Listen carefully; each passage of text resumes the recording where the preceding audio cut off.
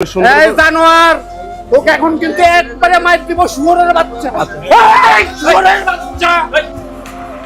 আসসালামু আলাইকুম বাবা। এই একটু কথা বলি বাবা। গায়ে হাত দিল কেন? সরি বাবা, ভুল হয়েছে। একটু কথা বলি আপনার সাথে। না আমার সাথে কথা বলার দরকার নাই। শুনেন হ্যাট, দাঁড়ান দাঁড়ান দাঁড়ান। এই যে বাবা আপনার সিরা ফ্যানটা পরে আছেন না, আবার আপনাকে কথা কয়। আমি একটা নতুন ফ্যান। হ্যাট। আসেন বাবা, আসেন।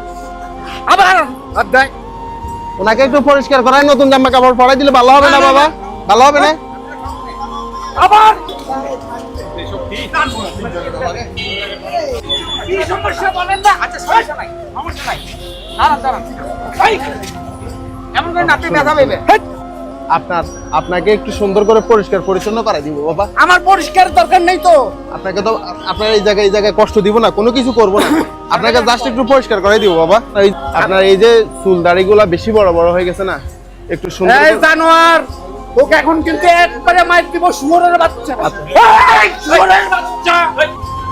তোর দাড়ি কি? আচ্ছা বাবা, তোর বাপের মুখে যাচ্ছে। এই শুয়োরের বাচ্চা। আচ্ছা এই তো হয়ে গেছে।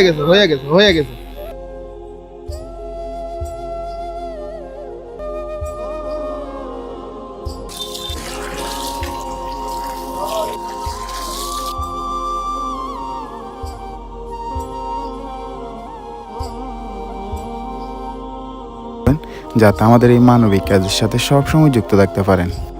ময়লা জামা কাপড় আর কিছু নেওয়া লাগবে না। এখন আগে থেকে ভালো লাগে না? হ্যাঁ, এখনো ভালো লাগে না। আসসালামু আলাইকুম এভরিওয়ান।